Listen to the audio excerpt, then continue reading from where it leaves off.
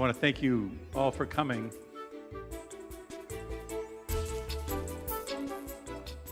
I appreciate your interest in the city and the challenges and the opportunities that we face. And what we're going to do tonight, I'm going to do something a little unusual, and then I'm going to give you an overview that'll go a few minutes, and then I'm going to turn it over to Mark Nicolini and the budget staff to talk about some of the more intricate parts of the budget. But given where we are as a community this year, I thought it was important to start out with an overview of really the challenge that I see here, the structural challenge that I think we are facing as a community that we have to face up to this year as we move forward with the budget. So why don't we go to the first slide, a look at the budget, and you can see that's Mark Nicolini looking through his magnifying glass at every dollar that's being spent. Dennis Yacarino was right there with them. Right now, this city has an unsustainable fiscal model. What I mean by that is that under the current structure, our city, unlike virtually every other city that's a peer city to the city of Milwaukee, is restricted in our ability to raise funds. And I see the Public Policy Forum is represented here today. They just released an excellent analysis of the constraints that we operate under as we try to deal with the challenges that face us as a city with 600,000 people. So let's look at the red line there, because that line is the line I think that most residents are concerned about. That's the tax levy line. And as you can see, going back to 2004, we started at about $200 million in a tax levy. Now our tax levy is $263 million for this year. The budget that I will propose next month will be larger than that, but not significantly larger than that. We're still working on the final numbers, but you can see that the slope of that line is rather gradual. The yellow line is the line that talks about one of our two major sources of income. And that major source of income, or revenue, I should say, to the city, is a state shared revenue program. And so I think for many people who look at all this tremendous investment that's going on in the heart of the city right now, and all the dollars that we're generating with this tremendous investment, they probably are thinking, okay, well, geez, the city shouldn't be facing any challenges because you see all this great investment going on in the city. And the challenge with that is basically 100 years ago, the state of Wisconsin and the municipalities really entered into an agreement at that time that rather than have local units of government in a balkanization war with each other as to where businesses would be located and other assets would be located, the arrangement was that the state would collect the revenue and then it would distribute it throughout the state of Wisconsin. It would share the revenue that would be created at the local level as well as the state level. That worked fine until basically the last 15, 20 years. And you can see that not only is that number not going up, that number has actually gone down. And in 2011, you could see that it took the dip to where it is now approximately $220 million. So that is one of our two major sources of revenue for the city. The second source, of course, is the tax levy. The challenge that we have really lies in the fact that if you look at the green line, you can see that our police budget, and this is not a criticism, it's not bragging, it's just a statement of fact. You can see the green line that if you were to buy stock, that would be the stock that you would have purchased because it has gone up from $180 million in 2004 to $302 million in 2017. And that line is in many ways controlled by the state government as well.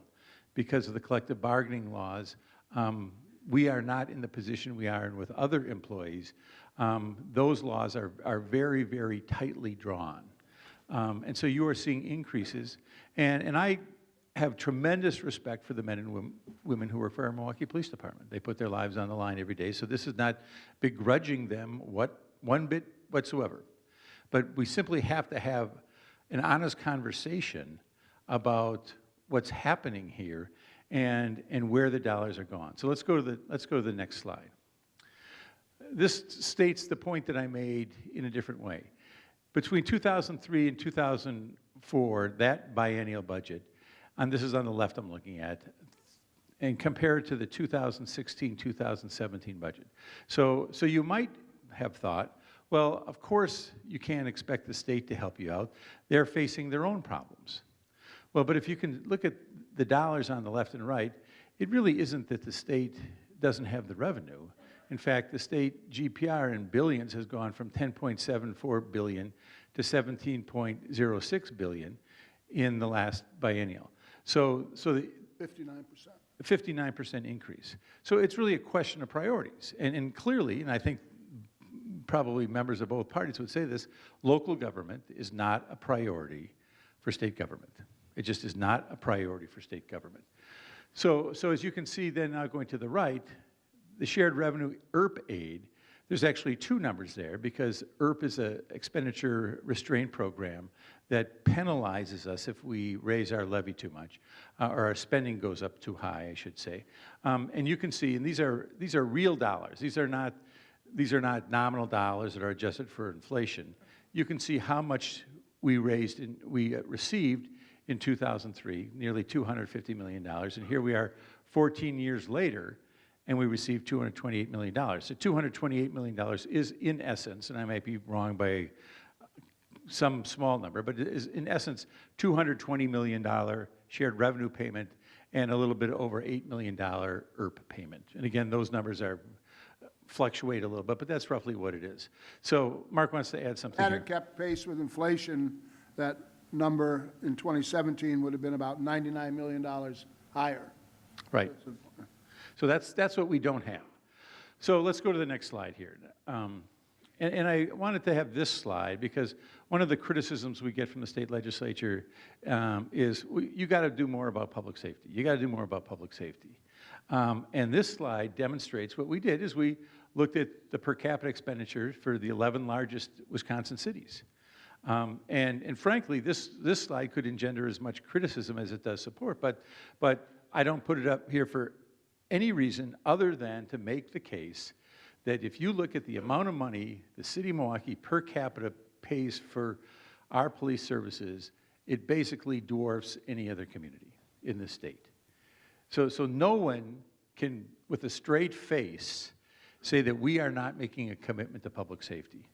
The fact that we spend $501 per capita for public safety is 19% higher than the number 2 city, which is Racine.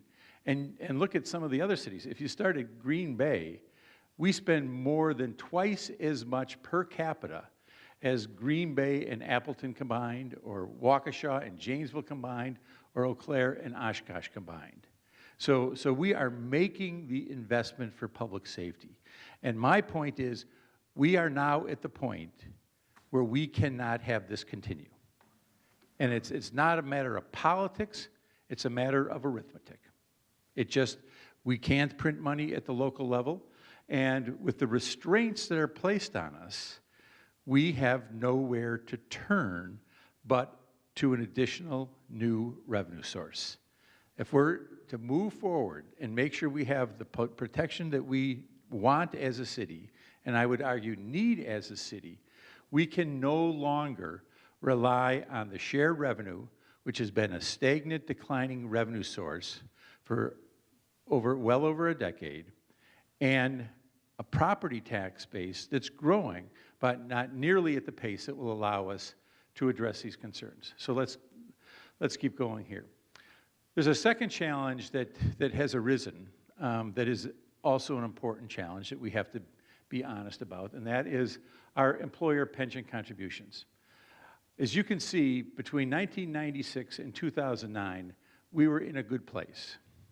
We did not have to make an employer pension contribution to our pension because our pension system has been so strong, and it continues to be very, very strong.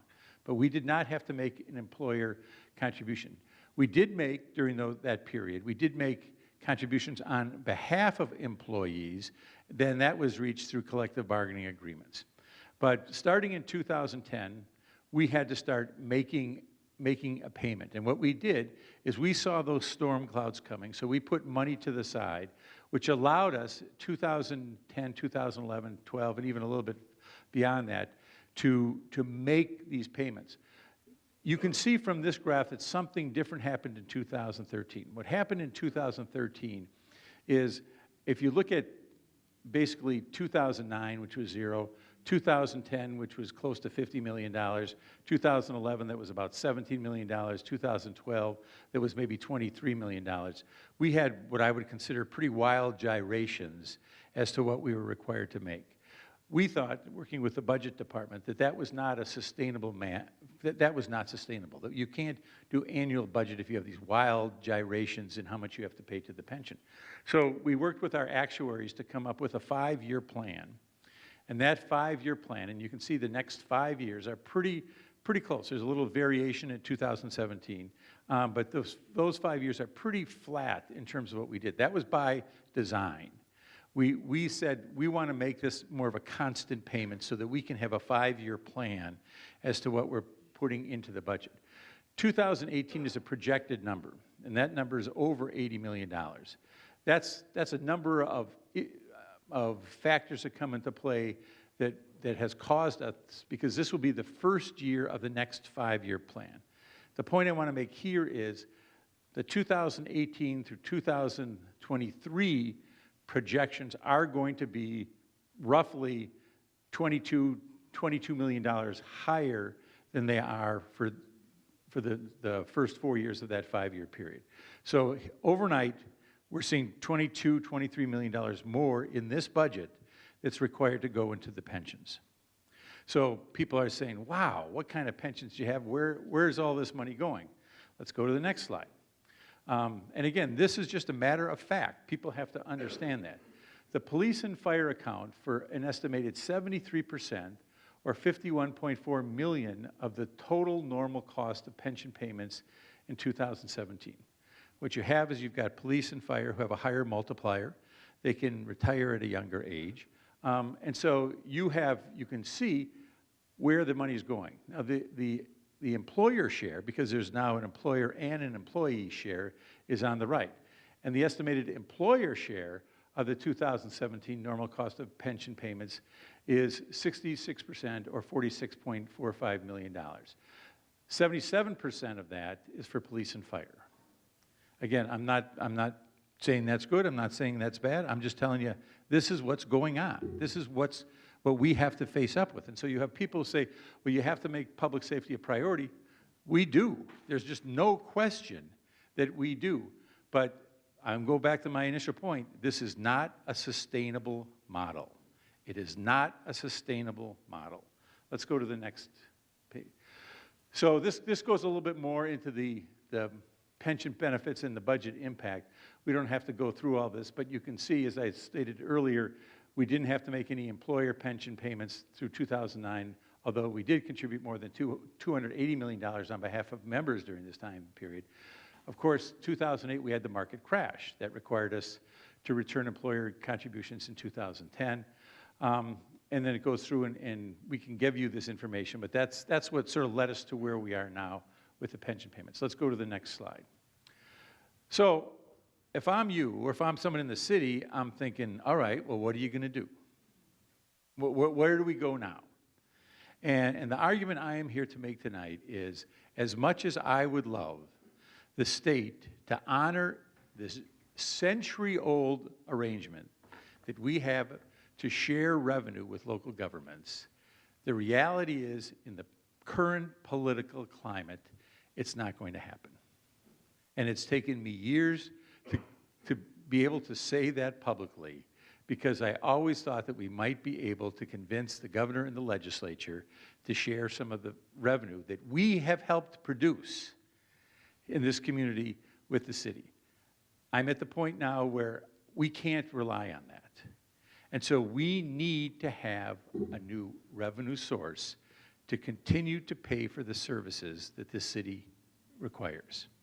And so what we're asking the legislature and the governor to do, and we hope that they will do it in this current budget, is give us the authority to have a sales tax that would be geared towards public safety and crime prevention. A half-cent sales tax that would allow us to maintain the services that we have. And in case of the fire department, it is still going to take a haircut. And you'll see more as we go through the budget, the challenges that the fire department is under. And this is not a criticism of the fire department at all.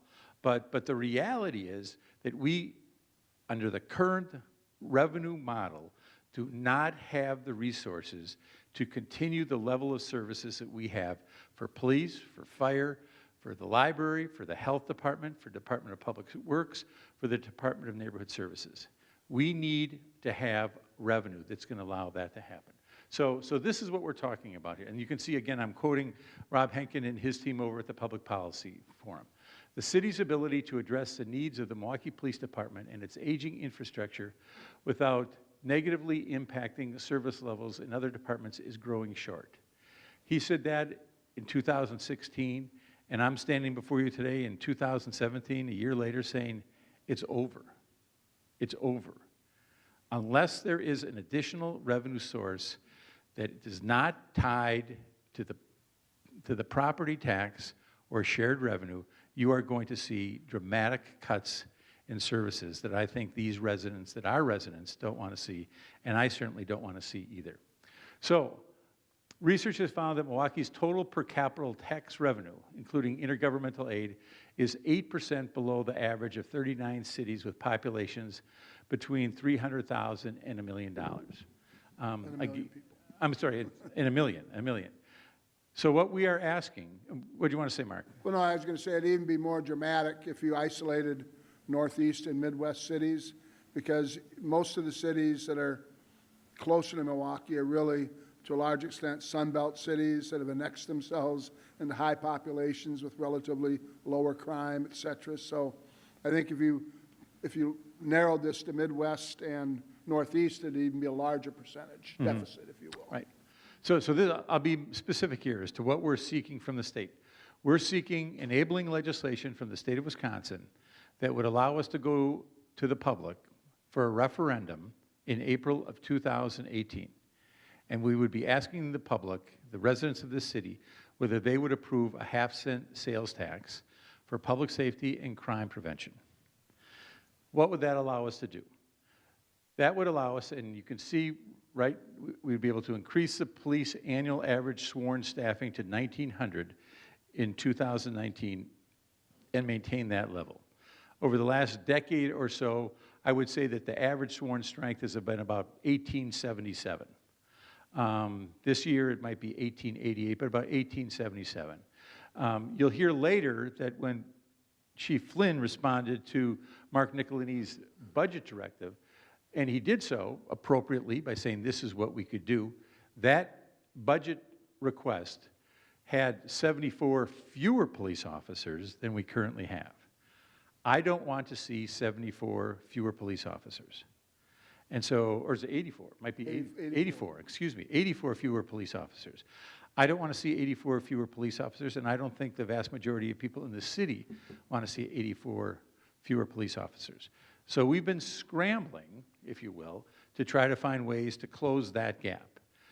Where we are right now, and the budget is still a work in progress, we are not at the point right now where we have come even close to filling in all of those 84. We've been able to fill some in, but we haven't been able to fill all of them in.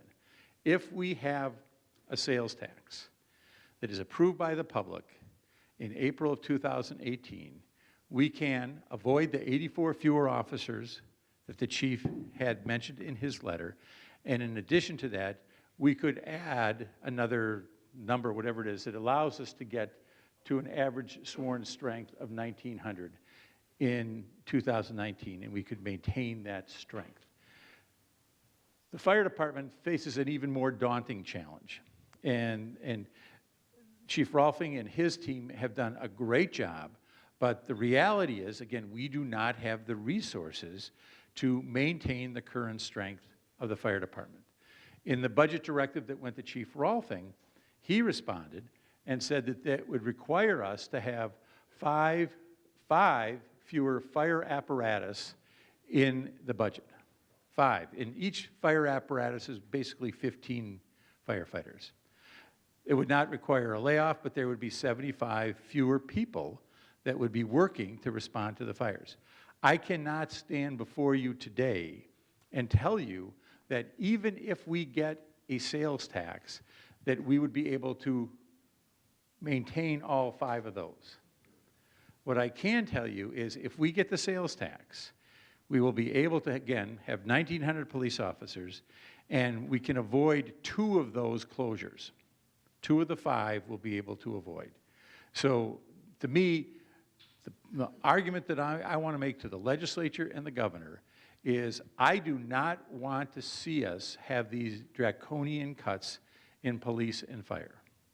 And in order to avoid that, we need the revenue that comes from the sales tax that's going to allow us to get to 1,900 for police officers and to restore 2 of the 5 fire apparatus that are threatened right now under the current budget. It would also enable us to fund 2 community prosecution units that are located in our district stations. It would allow us to add additional trauma-informed care counseling for units in 2 police districts. And for the other departments that are not directly involved in public safety, it would allow us to stabilize services in the non-productive service departments, since public safety would be less reliant on property tax support. So again, if I'm you or if I'm people who are listening to this, I'm going to be saying, okay, well, what sacrifices have you made? You're asking now for additional revenue. We don't care about what's going on in Madison. You're asking us for additional revenue. What have you done? What has the city done at the local level to try to avoid this? Let's go to the next slide. You can see we've had a net reduction of 440 full-time equivalents from our 2000 baseline. That's an annual savings of $35 million. So again, 440 fewer city residents have been authorized. Our employee health care benefit restructuring has been, up to this point, our lifeline. Because unlike, and you'll see in the next slide, unlike the slope that was going, we've dramatically changed that curve of that slope. We have changed that dramatically. We've also dramatically lowered our workman compensation losses. We've had a 62% reduction in lost workdays in the last 17 years, and that $15 million lower than the 2008 trend. Because we've got such a good budget department and have worked so well with the comptroller's office, we've also had a prepayment of our employer pension contribution since 2013. The way I describe it is you pay it at the beginning of the month rather than the end of the month. It's an annual thing, but that's the way I would describe it. That has actually resulted in $4.3 million annual budget savings by prepaying that. As everybody here who is a city employee knows, all employees now pay member pension contributions. That has a $22 million annual budget impact. And we've had stable general obligation debt per capita.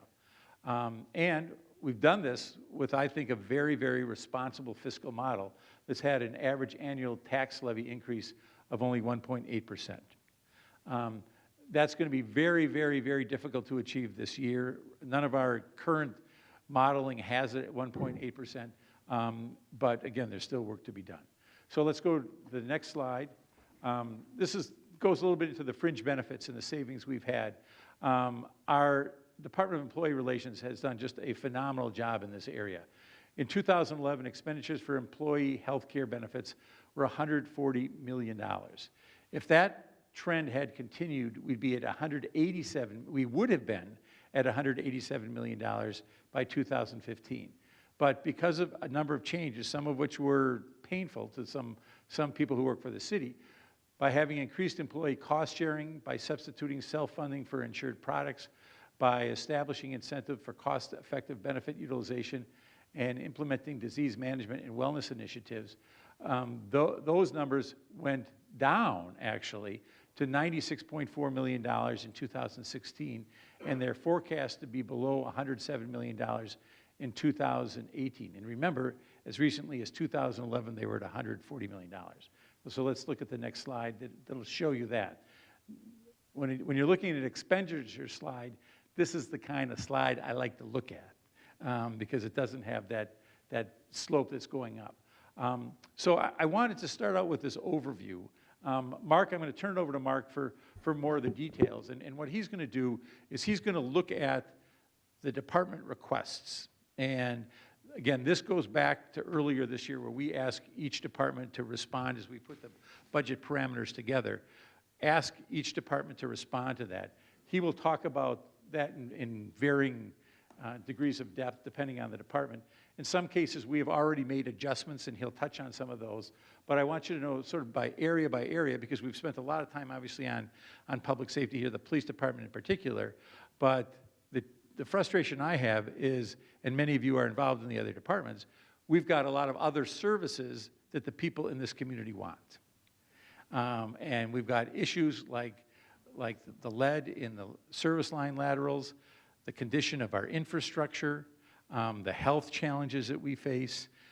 All of those are issues that really go to the quality of life in this city. The libraries, you name it. There's just a wide range of other issues that we want to deal with at the same time. But I'm dating myself. The Pac-Man that's eating everything right now is public safety. That's what's eating everything.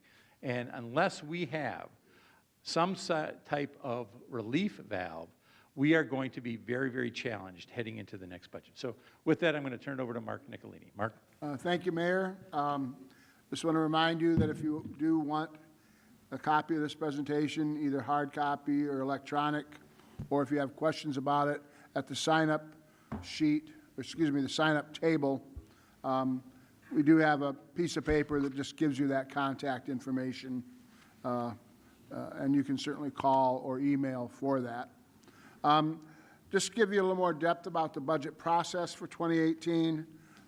As the Mayor indicated, we established allocations or budget targets for both the operating and the capital budgets, and the budget instructions then asked our departments to submit their requests consistent with those allocations. And we based those on relatively pessimistic, if you will, assumptions regarding revenue and expenditure growth. I'd say in terms of revenue, our assumptions really haven't improved any. They're still relatively pessimistic. But some of our expenditures, including health care, actually, as of now, have turned out to be a little bit better than we had initially forecast. We've also made some progress on the debt service budget.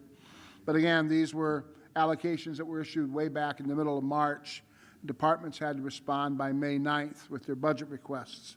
As you'll see, the department expenses that were requested were about $6.4 million less than in this budget. And that's particularly notable. You might think, well, $6.4 million out of an operating budget or a department request of, say, $480 million or so isn't that big a deal. But we had to provide, what, Dennis, about $11 million for wage increases. So that really is a fairly significant reduction relative to our current year baseline. Those requests included a total decrease of 174 funded full-time equivalent positions. And basically, I don't think it was a matter of departments crying wolf. They don't offer really any exotic services. They're dealing with basically the services they've been delivering for many years. The next slide just shows you how that requested budget was divvied up, if you will, at least among the property tax supplemented funds. We really have two primary divisions to the budget. One is those items that receive all or part of their support from the property tax. And then we have special revenue or enterprise funds who use their own non-property tax revenues for their funding.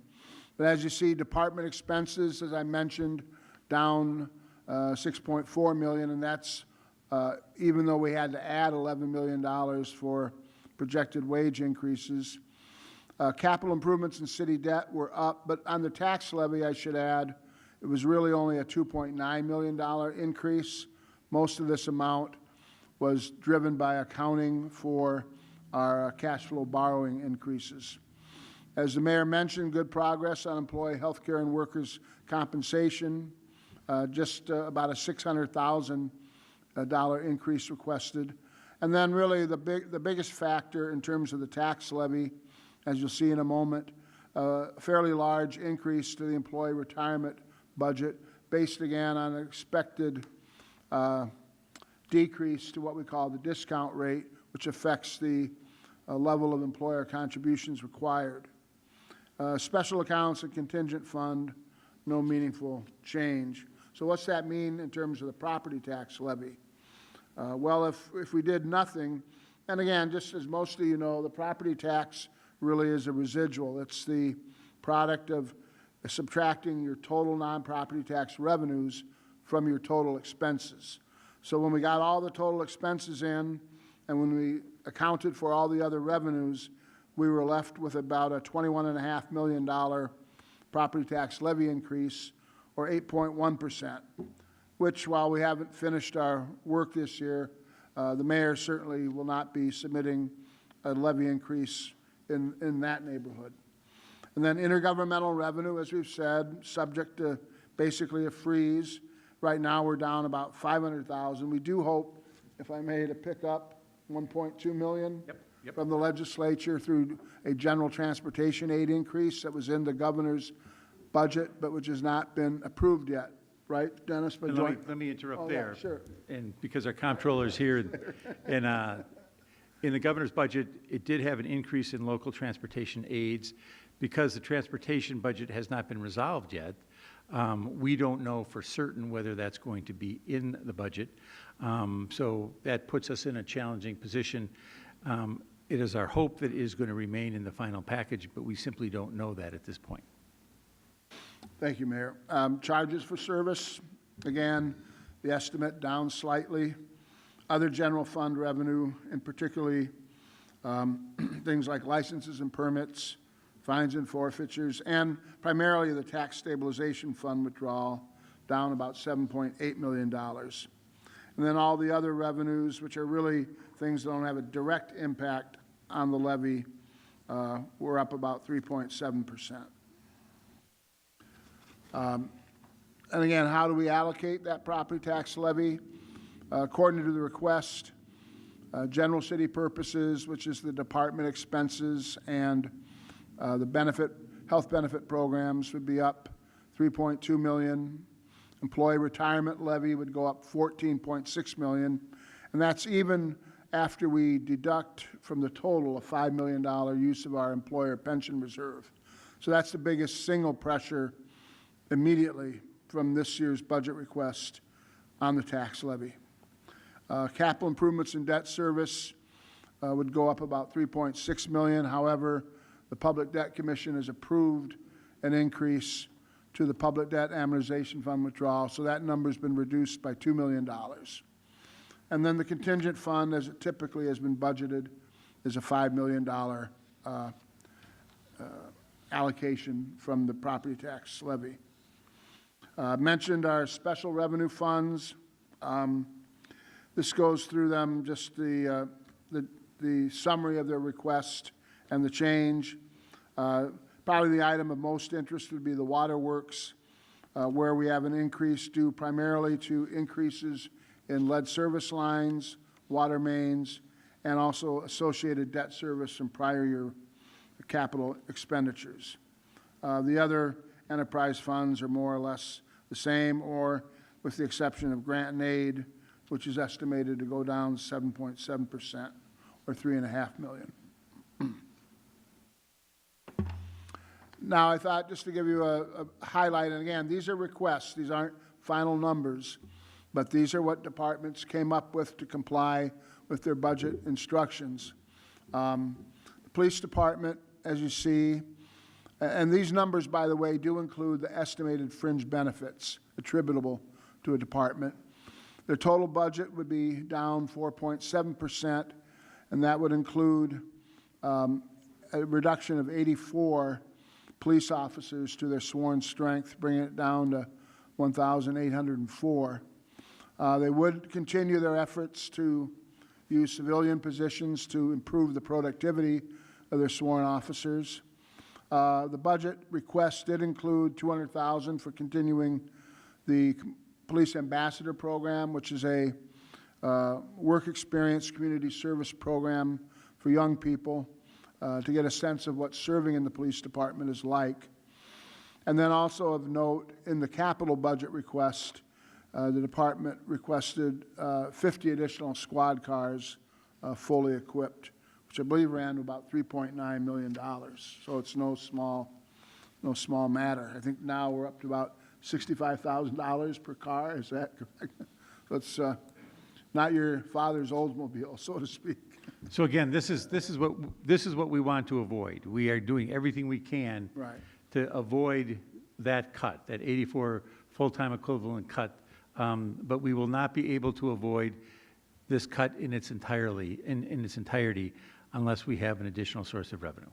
Let's go to the next slide. Moving to the fire department, as the mayor mentioned, the request turned out to be exactly $10 million less than the current 2017 budget, which resulted in 75 fully funded protective service members being reduced from the budget strength for next year.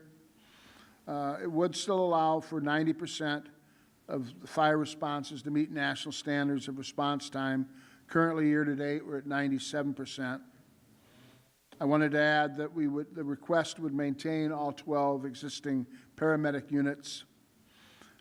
We had to, or at least the department felt we needed to add about $389,000 as a result of expected decreased reimbursements from the county for our emergency medical services contract. EMS is actually organized on a countywide basis with some funding from the county government, and that amount is projected to decline. And then our pipeline program, if you will, the police cadet program, where young men and women can serve for 2 years and then be promoted to full firefighter ranks.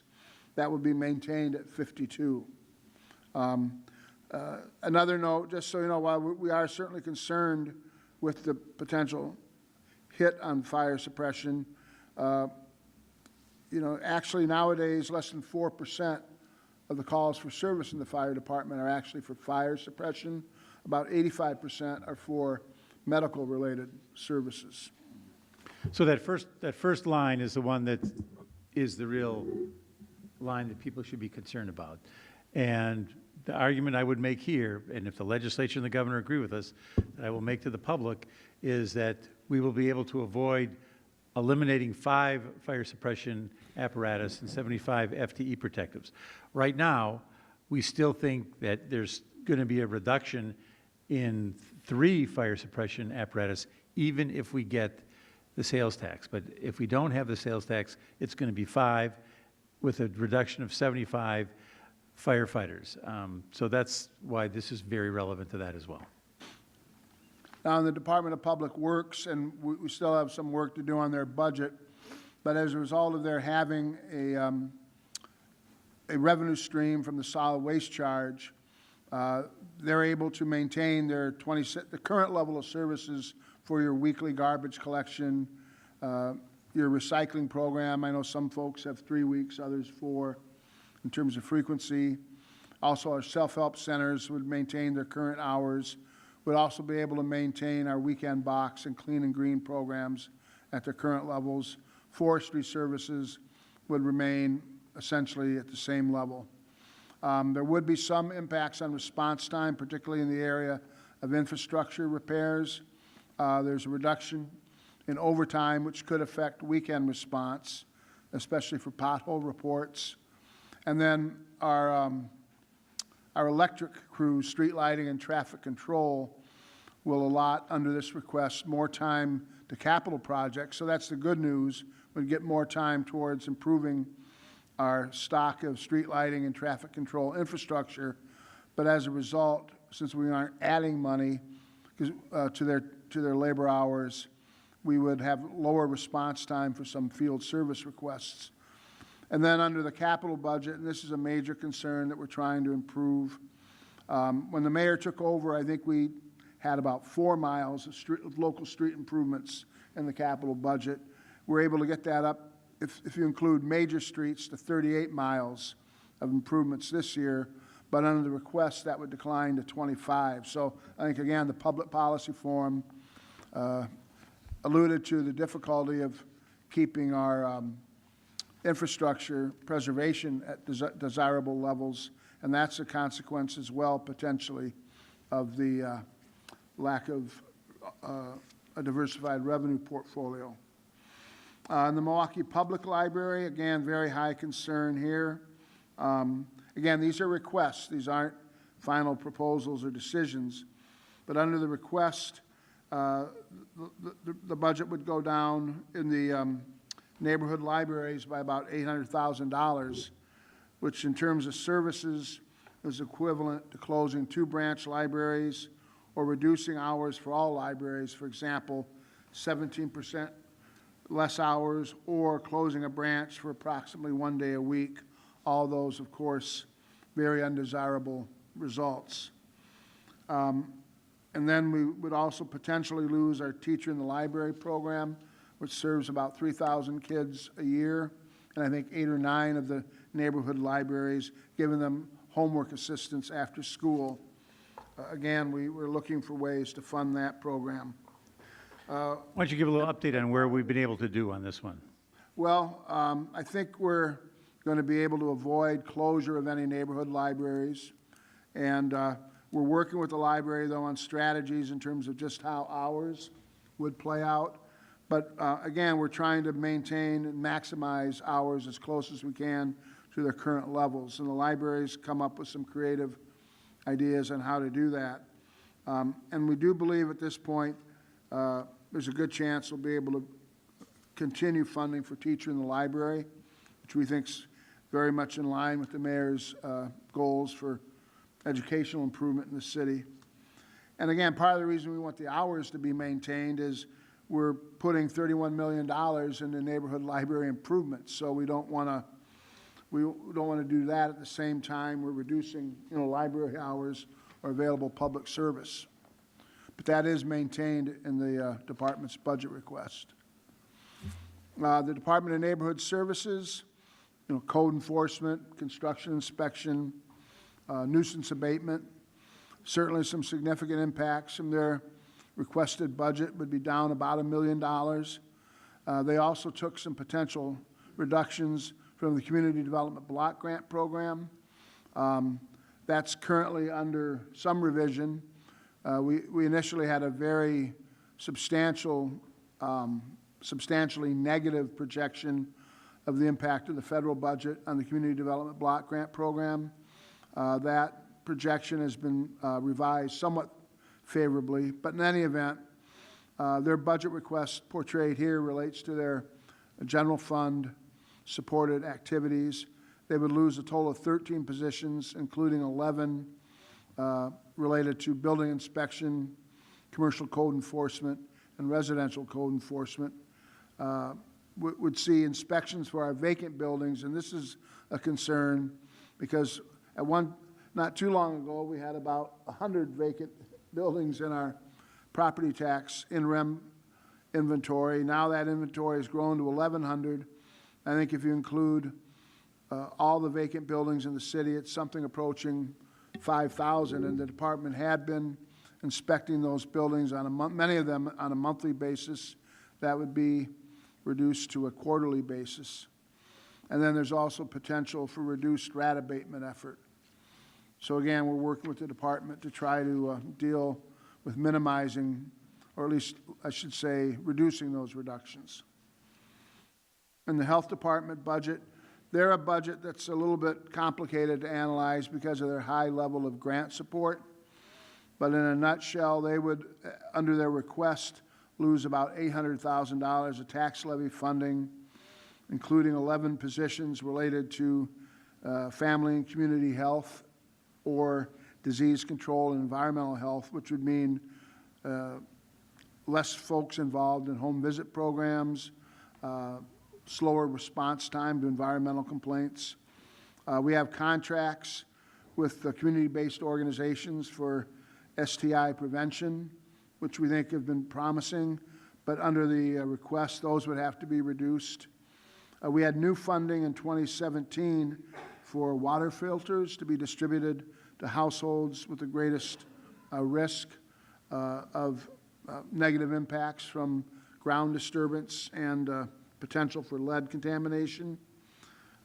We are funding 23 under the request positions for abatement testing programs to reduce human exposure to lead.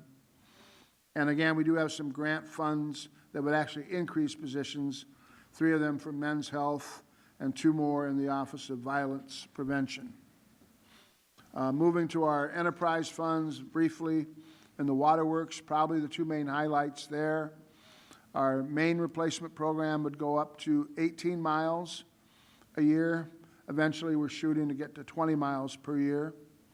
And also, we are forecasting a replacement of up to 800 lead service lines, including any child care facilities that we're not able to deal with in 2017.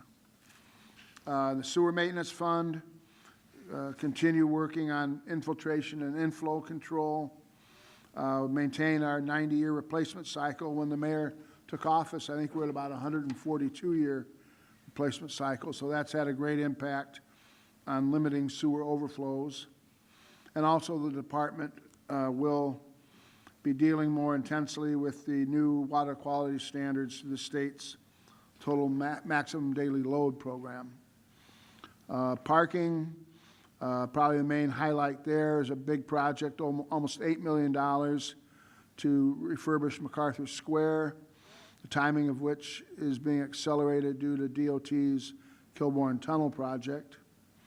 Moving through the capital budget quickly, you'll see that 2017, our capital budget supported through the levy was almost $90 million. Our target this year, because we need to start bringing down the impacts on the debt service levy, and we will hit this, is about $76 million, although requests were almost $104 million, but we are bringing that down to the target level.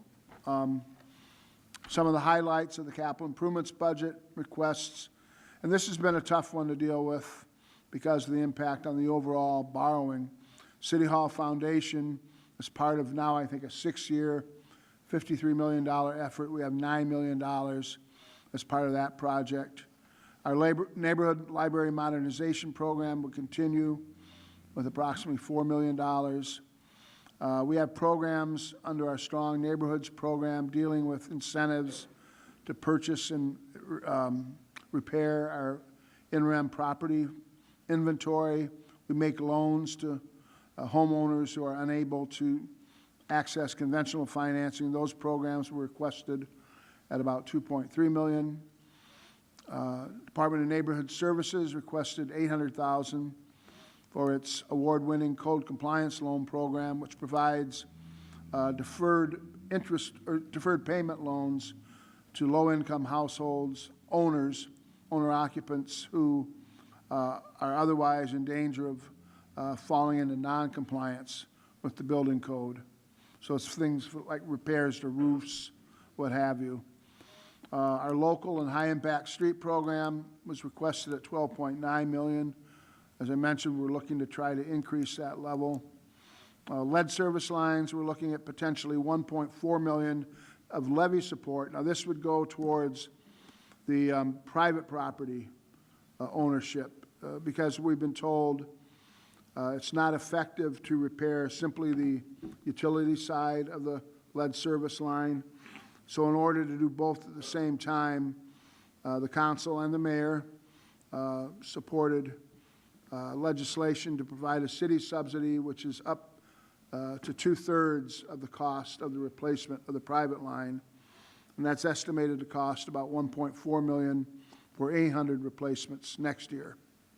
And as I mentioned, police vehicles, almost $4 million for 50 fully outfitted new squad cars. So, Mayor, I don't know if you want to go with the key takeaways or... Go ahead, keep going. Okay. Well, again, as the Mayor mentioned, we're relatively restricted. And again, we would love to see shared revenue grow, but since it's not, that turns into a challenge, as well as having as a really only local tax source being the property tax.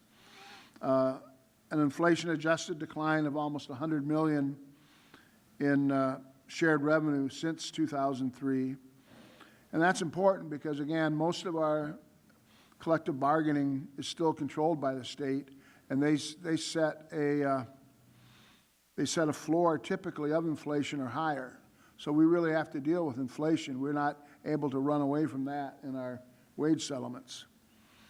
Again, slow revenue growth, larger employer pension contributions, bad news for service levels. We take some measure of succor from the fact that we're managing the employee health benefits challenge successfully. But again, as the mayor said, we need to obtain an additional revenue source if we're going to maintain our commitment to police services as well as other city services. Again, reminding we are going to be going as part of our regular water main replacement program, a lead service line. So they won't be just responding to repairs or ad hoc needs. We will be putting that in as part of the regular water main replacement program next year. And then finally, this just shows you, some of the important dates of the budget process statutorily. Interestingly, it reads the second Tuesday in May. So that this year, that was May 9th. That's when departments submitted their requests. We're still in the process of finishing executive budget development. Today, we have the mayor's public budget hearing coming up in September 26th. The mayor will submit the proposed executive budget. This is still slightly tentative, but it appears the Finance and Personnel Committee has established October 6th through 17th, as its hearing dates to review the executive budget. Sometime in early October, there'll be a public hearing on the budget at City Hall. And then, as of now, the estimated date for budget adoption is November 12th. So, again, as I mentioned, you can contact me at the phone number or email on this following slide, or go to the city's website for more information on the budget. So, Mayor, did you? Sure, there you have it. You can see we've got challenges ahead of us, but they're not challenges that we can avoid, and we will deal with them. But right now, I want to just open up for any questions, public comments. The floor is yours.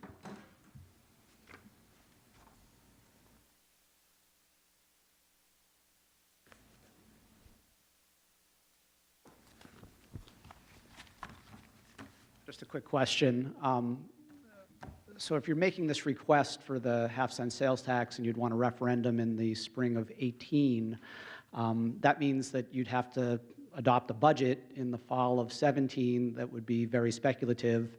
And that's, of course, even if the legislature gives you the authority to have a referendum in April of 18. And then once you could get that enacted, you'd probably be looking at July 1st, the earliest. So how would you anticipate grappling with that? Let me grab the mic. Okay, sure.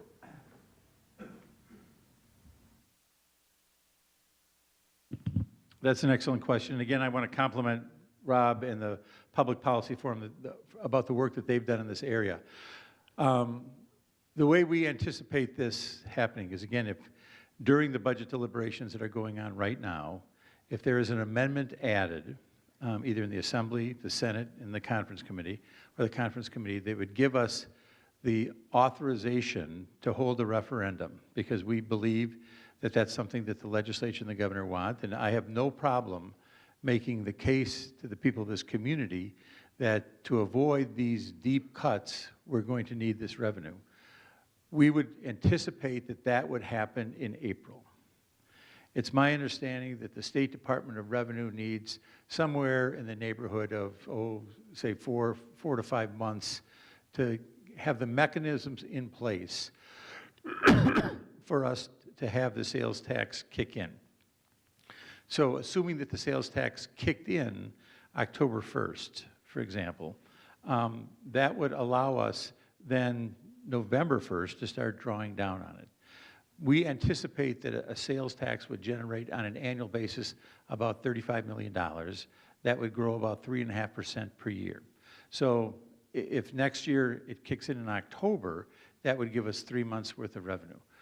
We are just in the conversation stages right now as to how we would structure that. One of the things that obviously is a real-world issue we're dealing with, is the number of police classes that we have. But one of the arguments that I think I will be in a position to make is if this referendum is approved, it would allow us to add an additional class that would come in later in the year, that would allow us to get to the 1,900. Without the sales tax, we wouldn't be able to have that class. The second one is the timing of the retirement of the fire apparatus. In other words, we could structure it in a way, and this is just what we were kicking around, we believe right now that we're going to have at least 3 apparatus retired. The other 2, we could structure it in a way that gives us more flexibility, because we would know by the first week in April as to whether we would be able to maintain those 2 fire apparatus, if that answers your question. Because I think those are the 2 really big ones that we have to deal with. It's expensive to have the fire apparatus for the whole year. We don't know, and we haven't had this conversation with the fire chief yet, whether we would have brownouts for the first 4 months, or first 3 months in a week, basically, or 3 months in two weeks, or if there was some other way we could do it. Again, I don't want a scenario where we're having gyrations and dramatic changes in services, so we're looking for a way to have it as smoothly operated as possible. Other questions? This is the quietest budget hearing I've ever had.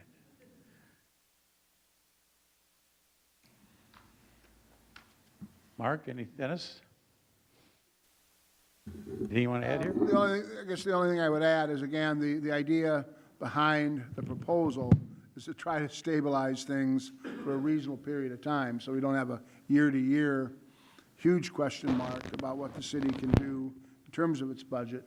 It's intended to at least be a 5 to 6 year framework, and then during that time make improvements to service delivery and hopefully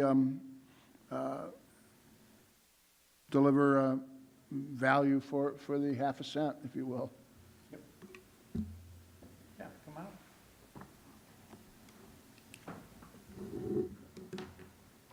So my question kind of revolves around some of the outcomes from the sales tax. One being with the CPU units.